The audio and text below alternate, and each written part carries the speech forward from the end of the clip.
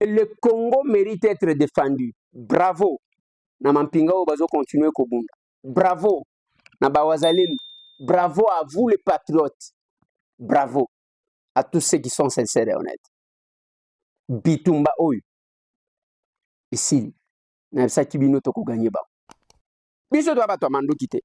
Même temps to zolo ba to zotuna kaka. Mon général, si go plan na bino ya ko récupérer bamboka bazwa za ndengeni. Mais la question que je me pose, Delphin Koulouane a kobi mandengeni à l'équiti na front à traverser qu'on a signé pas y complicité. Et les gens pensent que vous trahissez les chefs de l'État. Non, le chef de l'État c'est un acteur politique. À cause ça la mandat na ya Kolongo, le Congo va rester et vous payerez le prix de votre trahison. Parce que le Congo dira quand j'avais besoin de vous pour me défendre, vous ne m'avez pas défendu. L'Assemblée nationale, nous prenons la parole, nous parlons. La patrie ou la mort. La patrie ou la mort. La patrie ou la mort, nous vaincrons. Joseph Kabila a convoqué aujourd'hui dans le Sénat par l'auditeur général et à haute cour militaire. En même temps aussi, auditeur et à haute cour militaire a fait convoquer dans le Sénat. Tokoye bango na émission ya Mukola lelo. Ni les alliés de Canada on a Sud Kivu. Les Wazalendo de tout feu, tout flamme. Que ce soit dans le nord, que ce soit dans le Sud Kivu. Territoire ya Kaele, dans le Sud Kivu. Armée rwandaise, pourchassée par les Wazalendo. Les Wazachou, baza couvert dans l'article 63 de la Constitution, où il dit tous les Congolais ont les droits et les devoirs sacrés de défendre le pays et son intégrité territoriale face à une menace ou une agression extérieure. Les Wazalendo de tout feu, tout flamme. Tokoeba, qu'est-ce qui se passe dans le nord, dans le Sud Kivu? Mission à Mukola lelo. La diplomatie agissante, Fachi Béton, au commune à niveau Nine. Les Burundais, avec leur président Ndayishimiye, Baboyi na bango, ba Congolais nyoso baza na ba zone occupée par l'armée rwandaise et les terroristes du M23. Bakota na mboka ya Burundi na ba certificat délivré par ba terroristes M23. Ba Burundais baboyi. Ndayishimiye boyi. Le président burundais a parlé à l'Obinine. Tokoye bango na émission ya Mukolo ya lelo. Sans plus tarder, les alibongo humble serviteurs na bino na kombo Jonas Ngandu surnommé Charles Onana. La paire a changé de côté. Turubakayango. Joseph Kabila dit Hippolyte Kanambe tata mokonza ekolo ya kala. Oya dirigea Congo pendant plus de 18 ans. Vous voyez qu'il y a implication dans la déstabilisation à Congo, lelo est avéré parce qu'il y a Kobombe Zali ici sous thé. Que ce soit Bamobondo, que ce soit le M23, Bar RDF, que ce soit AFC, c'est toujours lui. Je ne vous dirai pas adieu, mais je vous dirai à bientôt. Joseph Kabila, si vous vous souviendrez, Tangu, Basalaka, remise et reprise na tata mokonzi ekolo Fachi Béton. Mais lelo oyo justice congolaise haute cour militaire ba solo la kina Sénat balobi te tozana posa bolongola ba immunité ya Joseph Kabila en tant que sénateur à vie. Sénat lobi pe io problème exact c'était depuis la semaine passée. Sénat a organisé qui séance plénière moko o esalemaki en huis clos o bolanda ki ba vérité et bimaki ebele et pas ya ba sénateur na landa ki même sénatrice moko azolo balobi Joseph Kabila d'après les informations de notre possession a benga ki ba Rwandais po boyebi ke Yakobo Mbeza soute Kabila akoma ko sala ba voyage mbalo mbala na Rwanda yena Kagame kaka boye mais to ko moite poto yebi kaza déjà la nationalité douteuse a déjà qu'on a chance solo ko pamba na lukuta mais vérité a toujours na nini na escalier lukuta ya na ascenseur yango to mona ki lolenge kani maman sénatrice wala zolo balobi d'après formation toza nango ba Rwanda bazaki na plan machiavélique ya ko boma tata mokonzi ekolo Fachi Beton. Mais Kabila bengi bango. Asoyi na corner nanga bengi ba Rwanda lobité. Boboma Félix Antoine Tshisekedi Tshilombo te. Soki bomeki ko boma ye, boko komisa héros national. Boboma été.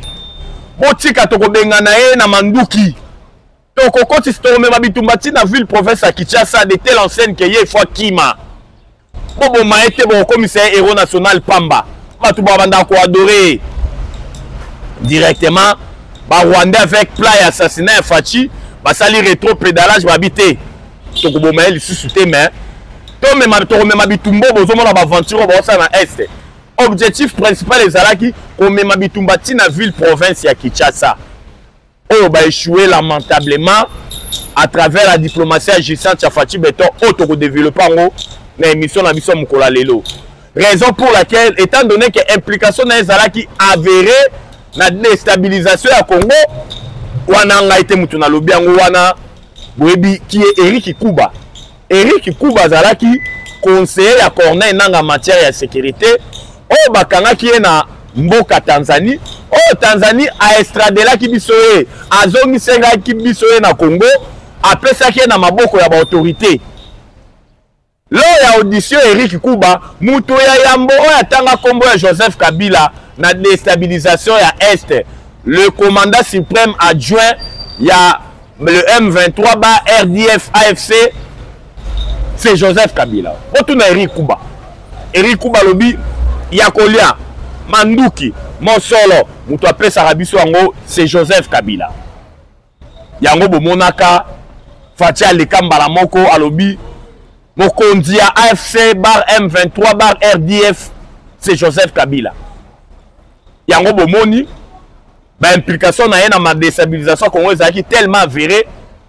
Haute cour militaire na biso esengi na Sénat balongola ba immunité na ye en tant que sénateur à vie parce que tout le monde qui même na Sénat et il a créé mbilinga koloba ete aza couvert na la loi sur le statut des anciens chefs de l'État. Mais haute cour militaire esengi comme sénateur à vie. Boyebi kaza na statut ya sénateur paix à vie. Oyo ba ko longola ka pe ba immunité na ye balongoli yango ba tie maintenant na maboko ya justice. Commission au Sénat a tchaki en place après ça qui a musala pendant 72 heures 3 jours. Commission ne sala ki musala na yango. Tant commission ne sali musala na yango à partir hier le lundi ba signaler biso déjà que commission a déposé déjà rapport na ye na bureau ya Sénat. Oui, bi que Sénat zali ko kambama na mwana mboka Sama Lukonde Michel ba déposer ki rapport na bango na bureau ya Sénat. Tant va déposer rapport à partir ya mukolo ya lobby Sénat bengisaki auditeur général ya haute ou cour militaire ayoka auditeur général pour bango nde basengi balongola immunité Joseph Kabila justice militaire congolaise et puis bazali ko prendre biso ke mukolo ya lelo Sénat pe abengisi Joseph Kabila Kabange mais boyebi ke azana mboka te abima na exil forcé na ba plan oyo asi azalaki nango na mutu ya ko déstabiliser Congo po na mutu ya Joseph Kabila Congo ezali lokwa royaume ya tata na ye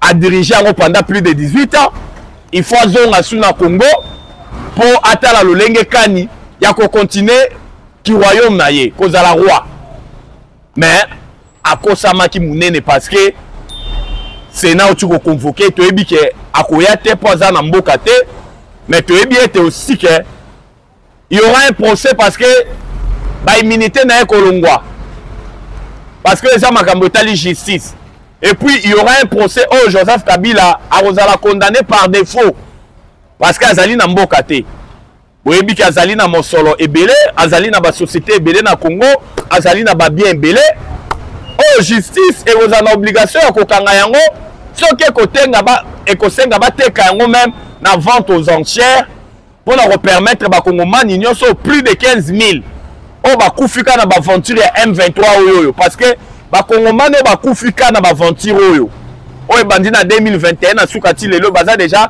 plus de 15 000 mais boyebi ke na S ya mboka na biso depuis Rwandais, Babanda ko agressé biso, ba Congolais to perdre plus de 10 millions de morts, plus de 500 000 femmes violées, plus de 110 000 hectares dévastés.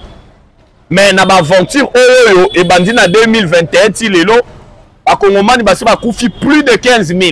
Je dis bien plus de 15 000. Mingi wana ba koufi eza mingi, bana mike, surtout ba maman. Ba koufi na kokufa, ba koufi na façon moko vous n'aurez même pas l'idée. Pour na bomengo zamba et plata na kati mboka na biso. Raison pour laquelle Sénat aujourd'hui a convoqué Joseph Kabila, a convoqué auditeur général, il y a haute cour militaire, il y a FARDC pour Ayoka Bango. Parce que lobby, d'après les informations de notre possession, mercredi, ça sera mercredi, on va maintenant statuer, Sénat qu'on statuer pour na kolongo la ba immunité, il y a Joseph Kabila, oui ou non. Lobby ne ba statuer, tokoyeba, sort il y a Joseph Kabila, malgré toyoki ba grimace, Katumbi a lobby, Soriano, ceux qui vont simbi ba immunité, wana mbilinga bilingi goya na mboka. Toyoki pe de l'autre côté, PPRD ba lobby, kolongo la ba immunité, Joseph Kabila eza ligne rouge. Oya komeka, mabe koya. Tokamwe, toyebi ke ba mangungu wana tu bazo sala, eza, ba mangungu katika basala, parce qu'il y aura rien. La justice doit faire son travail. Tozo de la lobby ezali suka ya makambu. Pona ma matali immunité ya Joseph Kabila parce que biso ba Congolais de père et de mère tolobaka. Immunité ça synonyme ya impunité te. Eza biloko e photo telemela. Parce que tout le monde même na dossier Matata Ponyo. Comme vous le savez, ces immunités, il faut elongwa. Mais une population manipulée na province ya Kindu batelemi balobi oyo kosimba matata mabe koya na province ya Kindu. Mais esali biso passe na province ya Maniema. Mais pourquoi une personne qui a volé des millions de dollars, je dis bien des millions de dollars, après avoir manipulé bino na ba 5 000 ba 10 000 o l'équipe pour bolobake non soki muto kosimba ya romona oyo koya totika justice et salam sala na yango totika justice et dire les droits ndenge balobaka totika justice azala indépendante azala au milieu des villages à établir culpabilité à mutu de telle enseigne que mokano etangama na infraction mutu asali parce que tant Goma na Bukavu koyaki totika le komona te nous les ressortissants de telle province toye côté les la armée rwandaise na ba terroriste M23 ndenge gome kwei to mona ki angote mais chose grave et étonnante les loyo komi ceux qui likambo selemi nous les ressortissants de basimba matata ponyo nous les ressortissants basimba Hippolyte Kanambedi Joseph Kabila nous les ressortissants de yango toye ko interpeller ba kongomani to bengana pratique wana ezali ko zongisa mboka sima botika justice et sala musala na yango wana ezalaki bongo première sujet na biso ya miswa lelo kolakisa lolenge kani Joseph Kabila na auditeur général ya haute cour militaire babengami lelo na ndako ya Sénat po bayoka bango malgré Joseph Kabila koya te mais tokoyeba lobi nde mercredi bakokata lolenge kani makambo kosalema pour na immunité kolongwa oui ou non. Il n'y a jamais eu le développement là où il y a la guerre.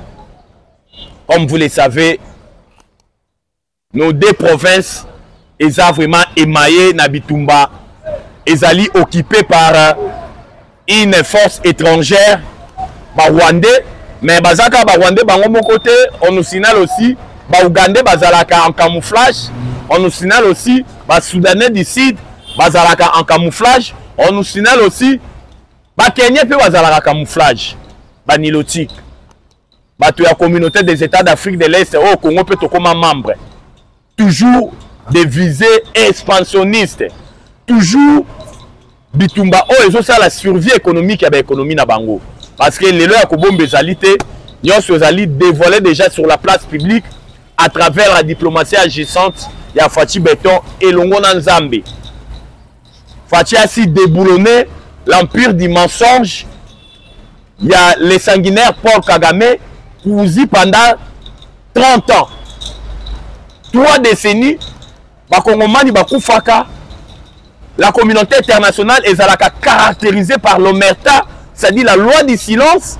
Il faut tuer les Congolais parce que la vie des Congolais ne vaut-elle pas une vie d'un Ukrainien ou d'une Ukrainienne? Après plusieurs années, il y a politique à deux poids, deux mesures. Na traitement ya dossier ya Congolais, na traitement ya dossier ya Ukraine, na la Russie. La diplomatie agissante. Zamba lobité, ni les s'il a raté. 30 ans de guerre, ça suffit. Plus de 10 millions de morts, ça suffit. Plus de 500 000 femmes violées, ça suffit. Plus de 110 000 hectares dévastés, ça suffit. Bah, pareil, autrefois, bah, Rwandais, oh, bah, banda qui ko soutenir, bah, on a nyonso. Les lots, bah, on va salir rétro-pédalage, bah, l'obité.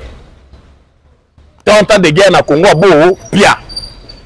Une panoplie de sanctions contre les Rwandais.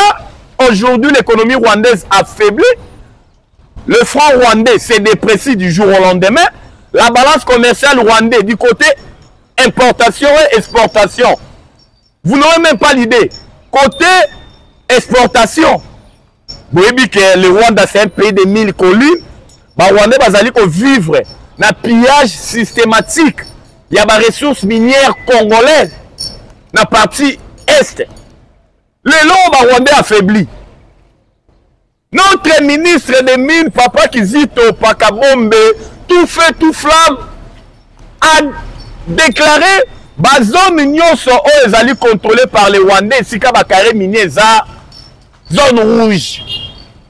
Oyo sous le lait ya Fachi Beton, na ministre na biso ya mine, impacté sur le plan mondial. Le marché des métaux, balobi iyo, boyebi ke tolobaka yango, ba minerai te kamara lokola lipa na nguba te. Minerai sengaka traçabilité.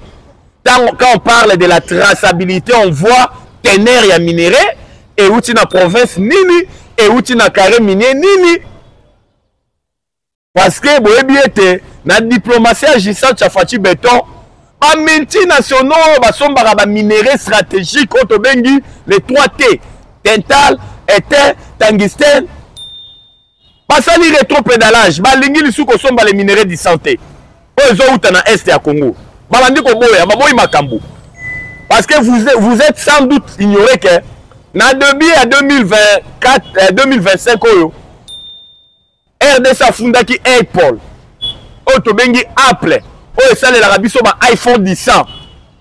Oyo bomonaka na iPhone, batiela bino pomme ya grise, balie mondambo. Comment fundaki ba filiale ya Apple oyo eza na Belgique, eza na France. To engagaki un avocat spécial. Babengi na kombo ya Robert Amsterdam. Robert Amsterdam yena zalaki avocat na biso tango to fundaki ba filiale ya Apple oyo eza na kati ya Belgique na France. Pomonaki lolenge kane créaki tolé même na ba européen bango moko. Ba marche salemaki na filiale ya Apple oyo eza na France, oyo eza na Belgique. Pomonaki pe lolenge kani ba manifestant bazwaki bayaki ko peintre na ba magasin ya Apple nani peinture rouge kolakisa makila oyo eza na kati ya ba iPhone 10. Oyo tokosenga même na bakongomani mikolo ezali koya toko interdit kosomba nani iPhone. Toko interdit yango na mboko.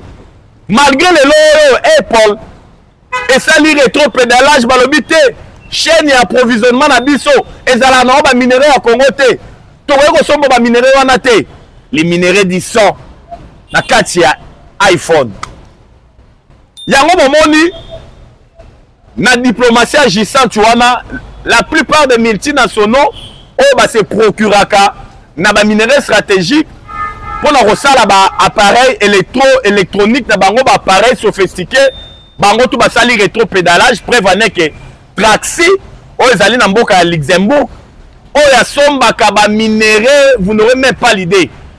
Auti kosala après rétro-pédalage alobi abo opia na ba minerais au Kagame atekelaka biso. Yango bomoni la guerre de l'Est, que ce soit dans le nord, que ce soit dans le sud Kivu, les Wazalènes de tout fait tout flamme. Territoire ya Kaele na province ya sud Kivu. bomoni lolenge kani les wazalendo bazaki au four et au moulin ba barrer la route contre progression et armée rwandaise. L'armée rwandaise repoussée, vous n'aurez même pas l'idée. Oh batiaki matoi mangongi bazonga ki te na puissance de faire ba wazalendo. Bazalaki pour chasser et plusieurs militaires rwandais oyo babikaki mbangweri ezalaki en désordre. Mbangweri po batuti bakima bango bapakataka en désordre. Mbangweri yango tomoni lolenge kani territoire ya Kaele plusieurs villages na maboko ba wazalendo. Avant-hier boyebi ete na province ya Nord Kivu Bambo Kishishi na deux localités ezalaki na maboko ya armée rwandaise ba récupéraki, mais on nous signale depuis hier ba wazalendo ba frappé ba récupérer Kishishi ba récupérer Bambo na des autres localités ba kombo na Wekimi. Au moment où je vous parle na maboko ba wazalendo plusieurs faits militaires et militaires rwandais bakimaki na mbangweri babwaki yango na mabele. Mbangweri en désordre oyo eza na maboko ba wazashu ba wazalendo. Et puis on nous signale que ba wazalendo mena balobi to bunda tina suka parce que yakobombe ezali te.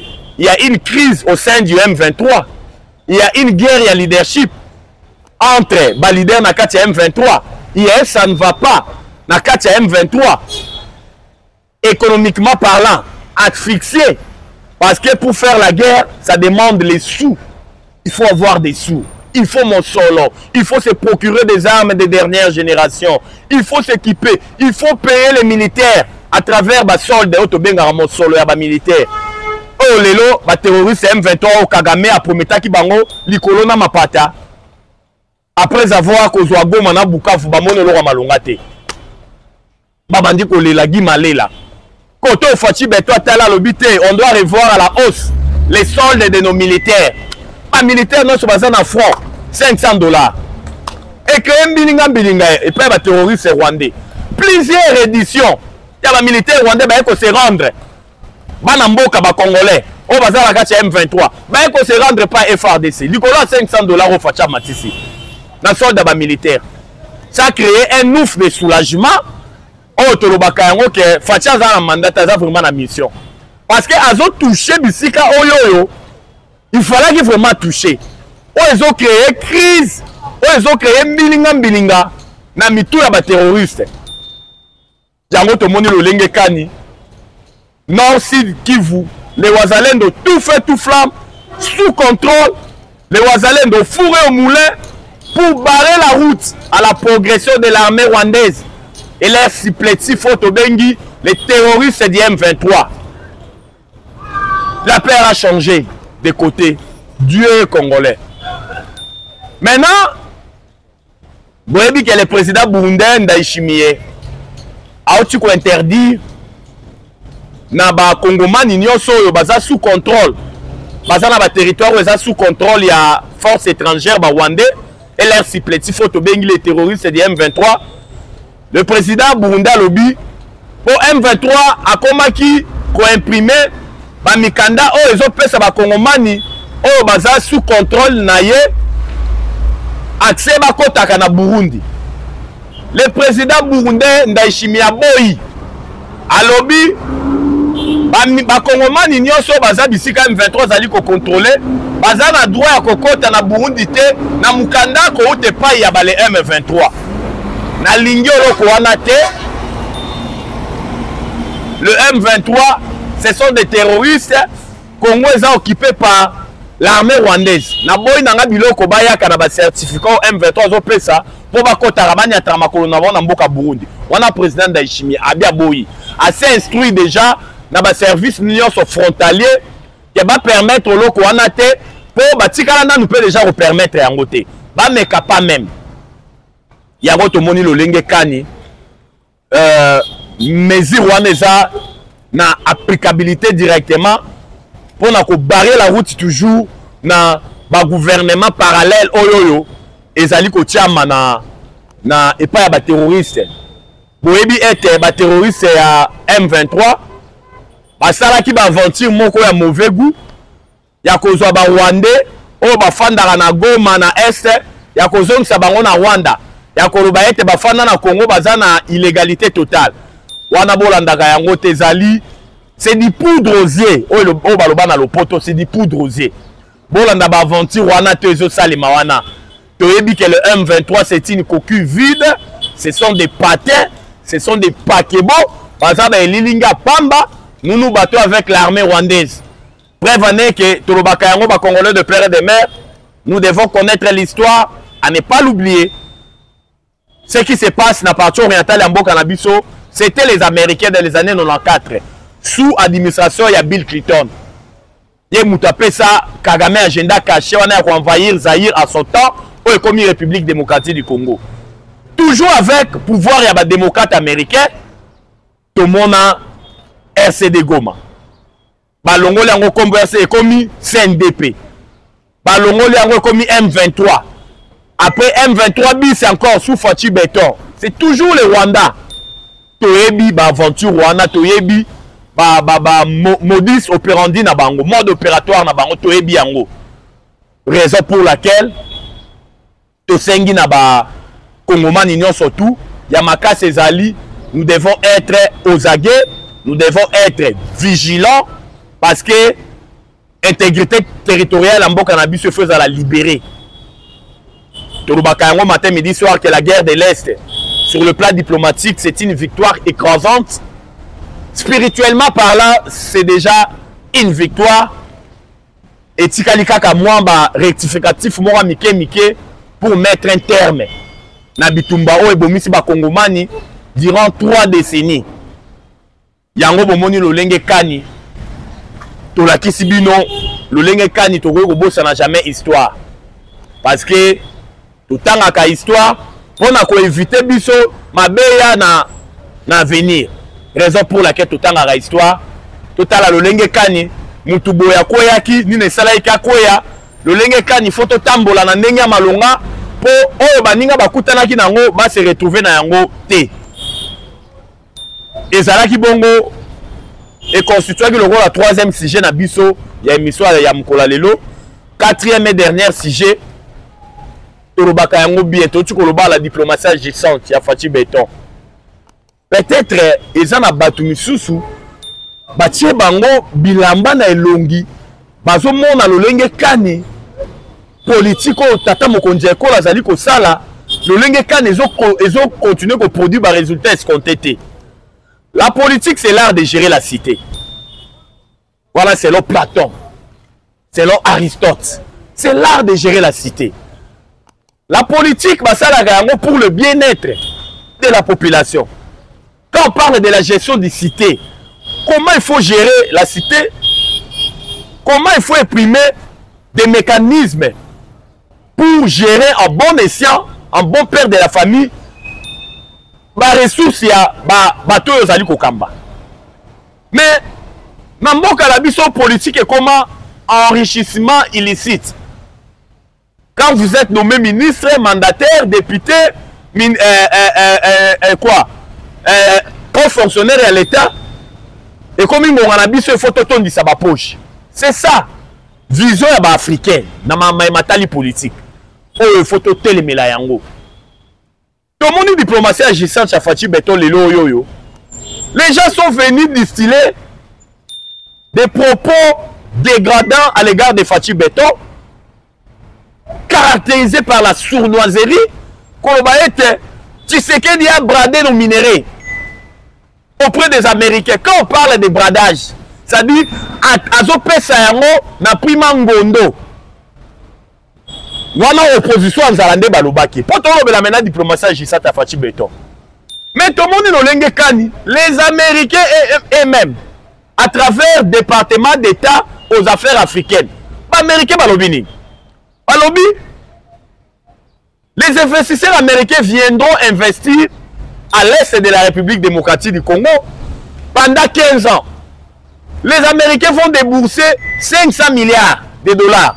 Mais quand on parle d'un investissement de 500 milliards de dollars, voilà qui s'en a bradage exemple. Il y a un français, il y a un yébité. Est-ce que les gens vraiment réfléchissent? Hein? avant de dire des inepties corroborées par des ragots. C'est pas normal. Raison pour laquelle na sengi na bakongomani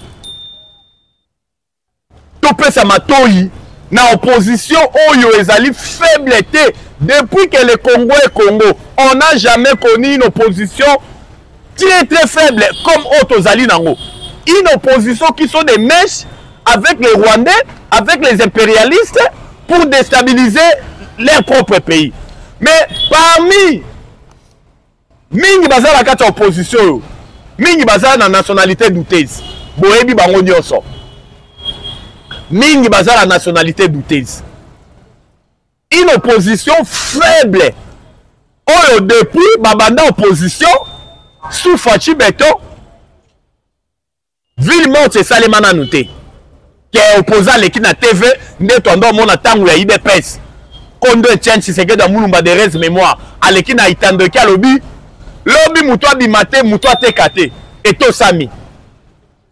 Nanu basali yango te. Même marche ya ko mobiliser sur toute l'étendue de la République. Nanu basali yango te opposition ya nzala toza nango. Tant to benga bango opposition ya nzala parce que na butu ba okende ko beta na porte ya Fachi. Fachi kabela ngambongo, commissaire mandataire, salela ngaboyi. Yango to moni lolenge kani à travers diplomatie Gisat ya Fachi Beton. Oh, ils ont continué à produire des résultats escomptés. Elon Musk. Oh, Yazali, allié mounene ya président américain à combat Donald Trump. Société ne babengi Tesla. Oh, Yazama kasi na ba satellite kuna likolo. Oh, là, tu as la même déclaration à lobby. Si na ba 2050 ya ba 2100. Mon kile kozika. Mo ifaswe zoya. Et quoi aussi ça mokili. Et si ka toke d'enfant déjà na Mars. Wana eza maye Elon Musk alobaki. Parce que azali makasi na maye matali likolo, azana ba satellite na ye. Starlink boyebi société na ye oyoyo. A PTC a tu ko approuver alobi ete Starlink et ko evre na Congo, apesi bango aval. Approbation na bango ba evre na Congo. Elon Musk les lois société na ekoya ekotala makambu internet parce que tout le monde incapacité à la fibre optique o outil na Europe ti awawa mais hier kozala directement avec satellite na ye na société na ewana et ça toujours dans cadre de diplomatie agissante ya Fachi Beton pour la daki ye mo pendenga annoncer l'activité à société na mikolo ezali koya. Na cadre toujours la diplomatie agissante ya Fachi Beton. Tolobaka Congo mboka la biso toutes les provinces eza riches. To sengi na ba bando na biso ya Congo central. Na yebi ke boza pressé boza la kimia pona manganèse oyo ba exploiter kala mingi te na Luoz. Manganèse eza na teneur di jamais vu. Oyo ko pesa ba milliards.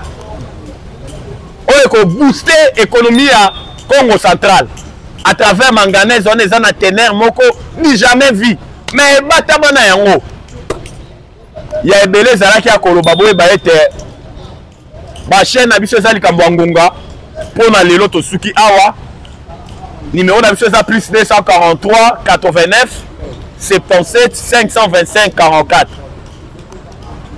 plus 243 89 77 525 44. La patrie ou la mort? La patrie.